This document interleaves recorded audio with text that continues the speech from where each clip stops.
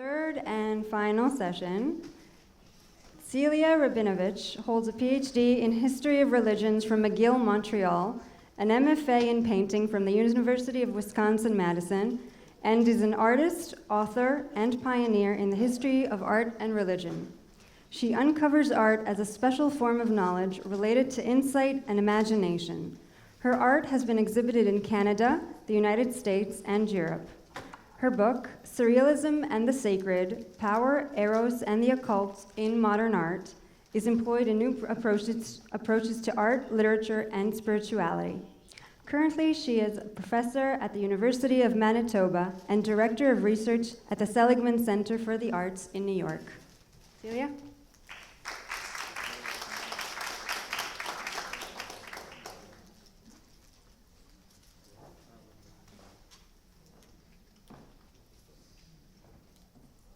Thank you. I want to thank Dina and the entire staff of the IMJ and Joan Lessing for supporting this event. Everyone else has thanked them, so I'll keep my thanks brief. But thank you for having me. It's a great honor to be here at the Israel Museum of Jerusalem. And you'll let me know if you can't hear me. So my talk today concerns Dada and some surrealism in relation to magic and fetishism. And what I'd like to do is kind of lead you through a series of meditations on various objects that help you to consider your response to them. I have a background in the history of religions, and we could go much further into the phenomenology of religion, but we don't have time for that, so I'll try to lead you through some experiences with them. My talk today concerns how the Dadaists and surrealist artists searched for uncanny presences in the objects they created, and how these seem to evoke an extreme ambivalence, an attraction and repulsion in the viewer. These artists' intent was not only to provoke, but to disturb and excite the human imagination. These aims were intermingled with the friendships that they formed that became the core of the movement and inspired its creativity. In particular, in this talk, I'm going to focus on the unusually creative exchange between Ray and Marcel Duchamp, who met in the context of Dadaism in New York in 1915. So a little historical background of them, and some of my captions do not follow my lecture, but you all have split attention spans with the internet and everything. You'll be able to do that. Okay. Man Ray first met Marcel Duchamp at the Grant Wood Artist Colony in Ridgefield, New Jersey. He had initially seen Duchamp's work, The Nude Descending a Staircase, in the Armory Show in 1913. And he was very much interested in the movement that Duchamp depicted because he himself was trying to do such things.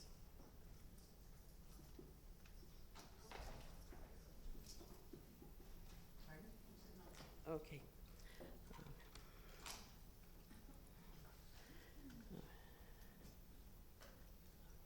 They became friends through a mutual acquaintance, Walter Pack, who had invited Duchamp to come to New York for the Armory Show. And later they both attended the Artist Colony, which was set up by Man Ray, but also it had the involvement of the American Imagist poets, that is William Carlos Williams and Wallace Stevens. Wallace Stevens' famous poem, Sunday Morning, from 1915, dates from his time of involvement with that artist colony. Oh, here. Okay, good. So at the top, we see a photograph of the artists Duchamp, Man Ray, William Carlos Williams, and several other artists at the Grant Wood Artist Colony. In the bottom is a later picture of Man Ray, who's framed himself there in a kind of humorous statement. They became fascinated with each other, and Duchamp became a favorite subject of Man Ray's. This seemed to almost be a kind of fascination. And so here's two portraits from the same time period of the early 20s. A portrait of Duchamp by Man Ray, 1924, and a self-portrait of Man Ray from 1920. Again, for further portraits of them, Man Ray depicting himself as a kind of serious artist, and a photograph of Duchamp by Edward Steichen from 1917. There you can see the difference in their personalities.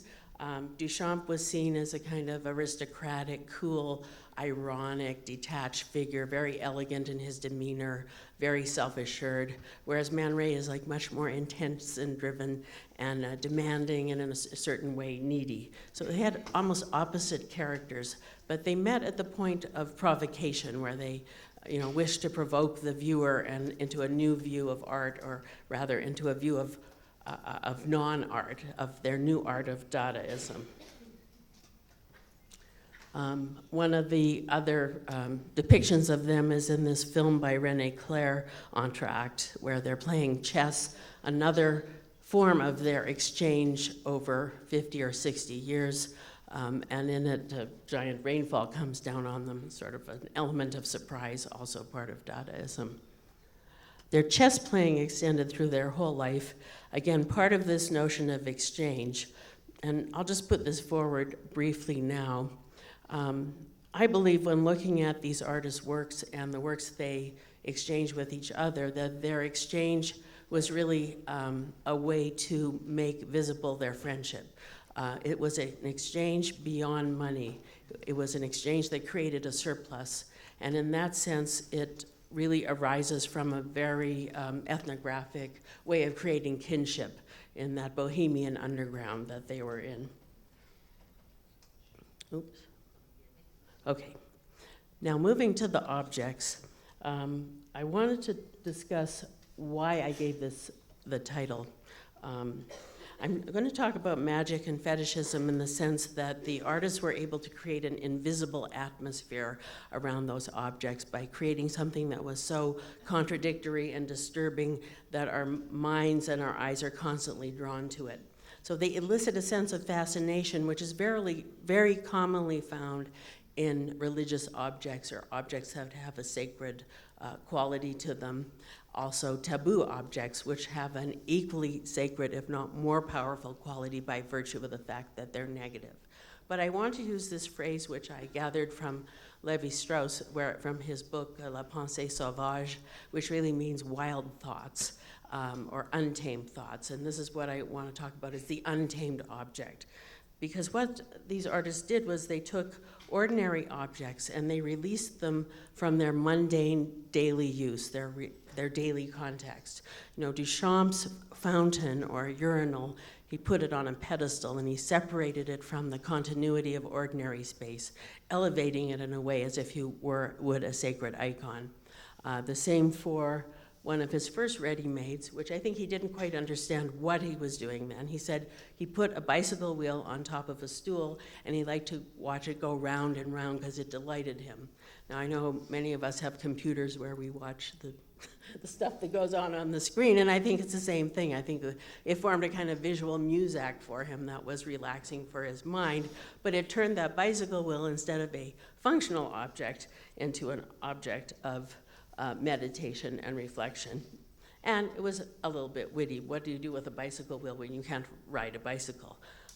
Inside of all of Duchamp's objects, his ready-mades, which Man Ray also created, inside of all of them are riddles. And he was known for writing or pronouncing riddles which provoked the audience. Now, a riddle, has a very deep meaning. It's not just a contradiction or a puzzle. But in archaic times in ancient Germany, if you couldn't answer a riddle, your head would be cut off. It was called a Hallratzel. So a riddle is a very serious form of play. And this was the way that Duchamp tried to undo conventional thinking about art and our own visual field, and also just the objects that we deal with every day. I think on one level, they were trying to turn human beings, artists, us, back to looking at things from everyday life and to give them a new view, a fresh view, in a way to reinvigorate the world. So I don't think this was a cynical approach of saying there is no art left, there's no, everything retinal art is bad. I think it was a way of saying, you know, people aren't getting it in art, so, or in painting, so let's try to do it this way. Also, he was a frustrated painter. His brothers had rejected his own work from one of the exhibitions in Paris, and he was very disappointed, and forever, there's some theories that say he was forever kind of trying to get even with him by destroying painting. His first real ready-made, we looked at started with the bottle rack in 1913, but the first, the bicycle wheel.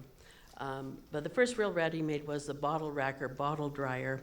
And these were very common in France. They were used to, you know, dry multiple bottles on them, but they do have kind of a slightly almost predatory or evil look with the projecting wings that hold the bottles up. The most interesting comment on this object, I think, has not been from contemporary art historians, but rather from a writer at the time of it was first produced, that is Jean Bazin. What he wrote when he saw it, he said that retrieved from their utilitarian context, these objects frequently elicit a peculiar fascination in the beholder. Their lack of function makes them symbolically ambiguous and hence disturbing. Of it, he said, this bottle rack, torn from its utilitarian context and washed up on the beach, is invested with the lonely dignity of the derelict. Good for nothing, there to be used, ready for anything, it is alive. It lives on the fringe of existence, its own disturbing, absurd life. The disturbing object, that is the first step to art. I think that was written in the 1920s, so that's fairly soon after it. His next piece, which was considered a great scandal, was the urinal, which he placed on a pedestal and retitled it Fountain. It scandalized the people in New York because I think of its reference to intimate body functions and the fact that it was a simple piece of plumbing, but now placed on a pedestal. The response in one of the Dada journals, which was actually written by one of his lovers, Beatrice Wood, but sort of submitted under Duchamp's name, went as follows.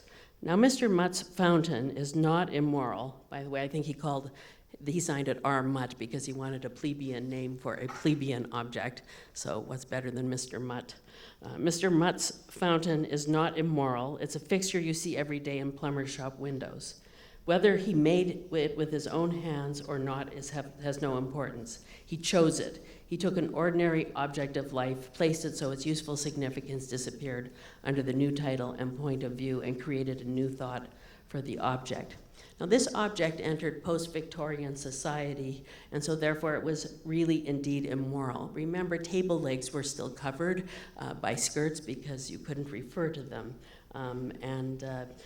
References to intimate body functions were literally taboo in polite society. So it elevated this private domain to the status of a fetish, which evoked by association both the forbidden and the sacred.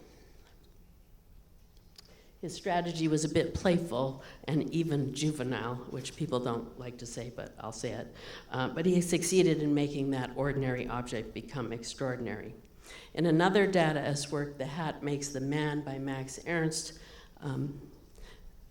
which is from 1920, Ernst collaged a series of men's hats onto a large piece of paper, and in it he commented on the heightened significance of this ordinary object and how the hat could be used to become a cultural symbol of masculinity. It's meant to be a kind of absurdly witty piece. Merritt Oppenheim's fur-lined teacup grew from the development of ready-mades, and it forms a kind of category of objects that we might call assisted ready-mades. In fact, that's Duchamp's own term. In it, she covered a teacup and spoon and saucer with fur, and you simply have to imagine the uncomfortable shudder that you would feel in drinking out of such an object, to feel the extreme ambivalence that she tries to provoke in this. It wasn't so much that she made a fashion object, although fashion is copying her now 50 or 70 years later, but that she wanted to make an uncomfortable object, one that would indeed be disturbing. Man Ray's obstruction, which several people have talked about, was composed of hangers which were echoes from his parents' tailoring business. It is a sculpture that is very much dealing with the lack of fixity, but it refers, I think, somewhat to his background as well as taking an ordinary object and elevating it, giving it a new meaning. Perhaps, as Millie suggested, the background was somewhat of an obstruction for him, but I have found echoes in another artist, which is Kurt Seligmann. I'll show you his in a minute. Other altered objects include Man Ray's cadeau, which is, or gift, an iron studded with nails. In this, I think you have to imagine the function of an iron as smoothing now become tearing. And so the gift is really kind of a malevolent or a violent gift, meant not just to disturb the mind, but also the body. In this provocation of ambivalence, these objects enter a kind of liminal zone between the mundane and the sacred. They enter kind of the zone of magic where an ordinary object's meaning is altered by virtue of the addition of some animal part like fur or nails, or that changes meaning. Lobster Telephone employs the same sort of strategy of animating the inanimate, bringing the animal and the industrial together. I hope you find some of these witty or funny, because I did when I first wrote about them. The wolf table is at the Pompidou. It's actually much smaller, but in this, the wolf bursts out of the table in this sort of paroxysm of nature kind of breaking out of the industrial table and breaking forth. This is by Victor Brauner, another artist rescued by Varian Fry, as was Duchamp between 1940 and 1942. Merit Oppenheim, Swiss artist who spent time in Paris, was photographed by Man Ray, created many interesting objects based on the idea of the assisted ready-made. This is her bird table, where again the bird takes over the function of the table and it is inexplicably walking on the top of it. So I think they're meant to be witty, playful, but also serious in that they're meant to provoke our thought. They're meant to make us think differently about these objects, to think of them as having a kind of new meaning and a meaning which kind of energizes ordinary objects. And in that, I think these artists were trying to bring a sense of play into our lives. Now, in philosophy, Ernest Cassirer says that the projection of feeling into any object is the first beginning of art.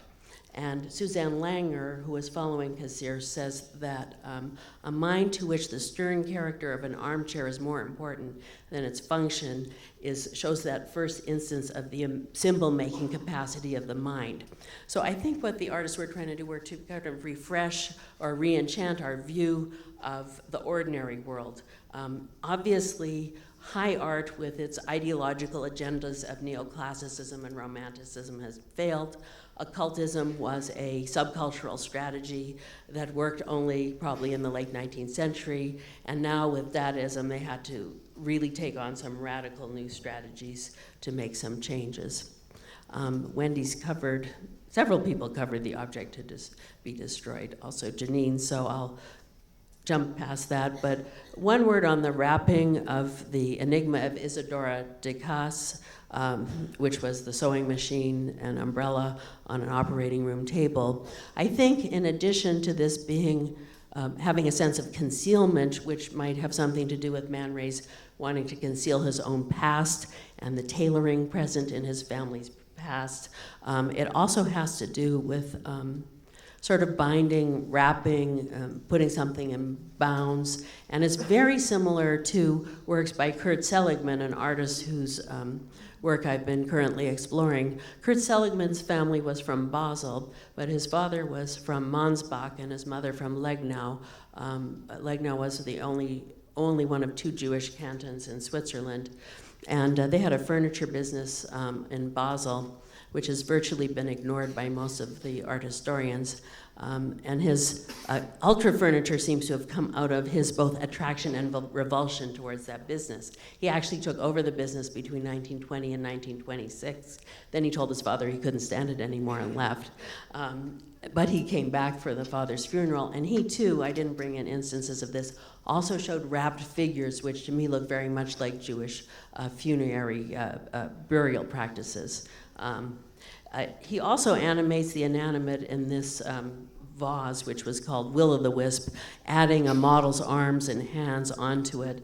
A will-o'-the-wisp is a little creature that inhabits marshlands, and it comes from marshy gases, and it's a thing that's impossible to find or reach. And here he's given form to a proverb, very much in the way that maybe Bruegel or Bosch created proverbs before and gave a kind of surreal form to them.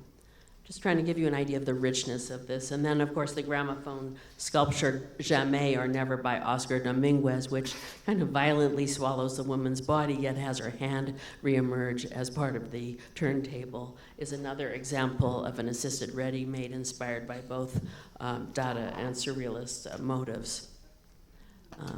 5 minutes. Okay, so I hope you're getting the point. Anyway, so Merritt Oppenheim, I love this piece. It's called My Nursemaid. And I read a lot of high-minded reviews of it, and it is 2 white nurses' shoes, which are bound and tied on a silver platter with the kind of frills that you use on a baked chicken or turkey on the heels. And all I can say is she really didn't like that nanny. Someone's written about it, about women's sexuality, and she was advancing that, and I don't see that at all. I think this was her way of getting even, a kind of exorcism. The nanny that controlled her when she was a child, now she could control them by binding them. So I'm just trying to touch on some of these themes which you might find interesting. Now, another theme which we'll probably just go through this a little bit. I've been looking at the element of formlessness, like smoke, air, and fragrance, and how a perfume can create an atmosphere of magic in a room, and how it saturates things and penetrates through things, which is a kind of magical act. And one of the things that I've been researching is a work by Marcel Duchamp, which is that he carved pipes for people. And I've been investigating a pipe that he carved for the Grand Chess Master, George Koltanowski. Now, interestingly enough, I found a plethora of images of him smoking with a pipe. Obviously, he was a little narcissistic. No one wants to say that. And he tried to capture these essences, these vapors, in his Air de Paris from 1919, in which he supposedly put Paris air in an ampule and then sent it to, I believe it was Walter Pock, as an echo of his time in Paris. But similarly, Man Ray, in a piece which is here in the collection, What We All Lack, did a clay pipe with a glass bubble, also blown by a pharmacist in 1927, and it was inscribed with the phrase, what we all lack. He explained to Arturo Schwartz that what we all lack is imagination, even though that was based on a statement by Emil Durkheim. So the imagination here is depicted as a bubble, which might be a smokescreen, which might be blowing smoke in one's eyes, which might be a distraction, which might be children's bubbles, and it could be all of those things. So it's a very interesting object which uses all of the strategies of the ready-made, the assisted ready-made, and then adding, looking at the meaning of the matter and showing how the matter that he uses, the bubble, the clay, all becomes metaphor. So in a kind of magical view of the world, all matter becomes metaphor. The preoccupation with the vapors and perfume continued, say, in the photographs Man Ray did of Duchamp in his Eau de Voilette, or veil water. And I put in the corner the small piece, Un air embalmé, an embalmed vapor, an embalmed air, that was the kind of Orientalist inspiration for that piece. But all of these objects play with the notion of matter, some kind of matter, whether it's hard matter like glass or rock, or soft matter like smoke or air, becoming a kind of metaphor for something. And in that, they try to create an imaginative or magical view of the world. I have 2 minutes left, so more pipe smokers. and a comment on pipe smoking. And just to show you, this was the first pipe that he carved for Enrico Donati as part of the exchange. And I think that these artists were, to a degree, there's been a lot of talk about their interest in non-Western art, and obviously from Wendy's talk and other talks in common knowledge in art history, they did study African art, they did study oceanic art, and they were aware of its formal possibilities. But one of the things I'm investigating is not just their formal possibilities, but the fact that the artists were interested in the principles by which those objects were created. Were they used to transform life? Were they used to exercise something? Were they used to repel something?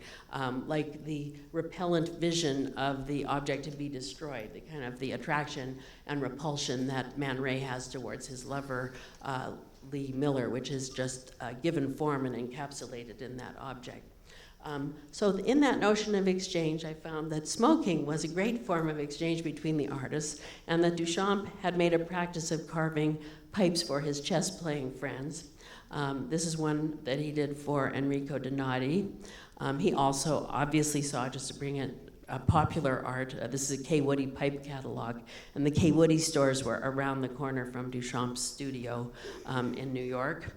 And then this is the pipe which I've investigated for the last 2 years, which was a pipe that he gave to the grand chess master George Koltanowski, who happened to be a Jew from Antwerp, very different backgrounds, completely different characters, so it's been a kind of wonderful exploration of the notion of exchange and gift giving. So what I want to say is, they tried, I do believe that these artists tried to create something that was not cynical, that was not just trying to appâter la bourgeoisie or trying to get rid of all art, but they were trying to make a new art that could use the principles of sympathetic magic, taboo, and other things that they had read about, but they were trying to find the sources for that in their own being and through the materiality of the art. In addition, they were very much influenced by French intellectuals who had studied ethnography, just one of them being Lévi-Strauss, who we see here, who was on board the boat, the Captain Paul Lemaire, with André Breton in 1941. And when they got to New York, he and Max Ernst and other, probably Duchamp, participated in discussions at Breton's apartment and went about to collect non-Western art objects in flea markets and in various bric-a-brac shops. And in fact, that's the origin of the word bricoleur. So I hope I've given you a bit of an overview of some of these elements. I'm going to cut it off here because I'm out of time, but I'd be happy to entertain some questions afterwards, and hope I provoked some new ideas for you. Thank you.